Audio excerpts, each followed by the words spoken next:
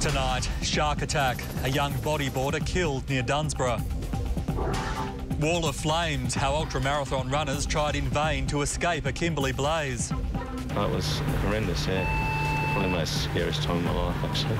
And asylum seeker disarray. Offshore processing declared illegal.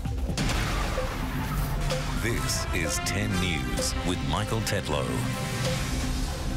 Hello and welcome to 10 News. We begin with a fatal shark attack south of Perth. It happened near Dunsborough. Reporter Nick Way is live in the 10 helicopter. And Nick, what can you tell us?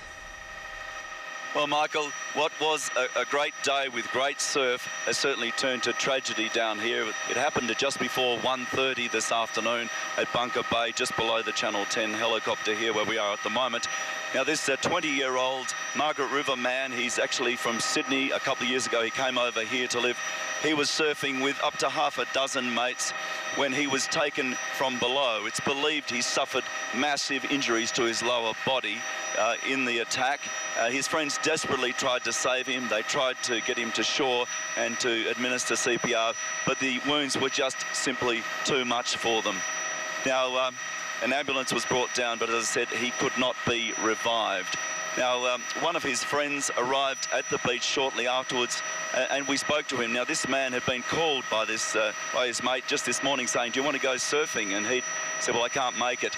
And he arrived to find his mate's car there and to realise that he had been the victim of a tragedy.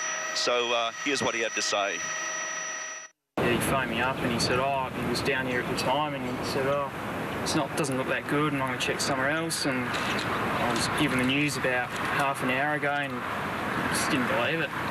It's too much. Now, Mike, a search is continuing here. A lot of sea rescue craft in the water. They're still out looking for the shark just to ensure that it's nowhere near the shore and to ensure public safety. There have been a lot of signs put up along the beach. Obviously, the beach has been closed, and I expect that it will remain closed at least for the duration of tomorrow. Now, this tragedy comes almost exactly a year after the last big shark fatality down here, which was about 40 kilometres down the coast at Gracetown, when busward surfer Nick Edwards was taken by what's believed to be a white pointer. So once again, barely a year has passed, and this community is having to come to terms with a tragedy. Michael. Indeed, thanks Nick. Reporter Nick Way live in the 10 News helicopter.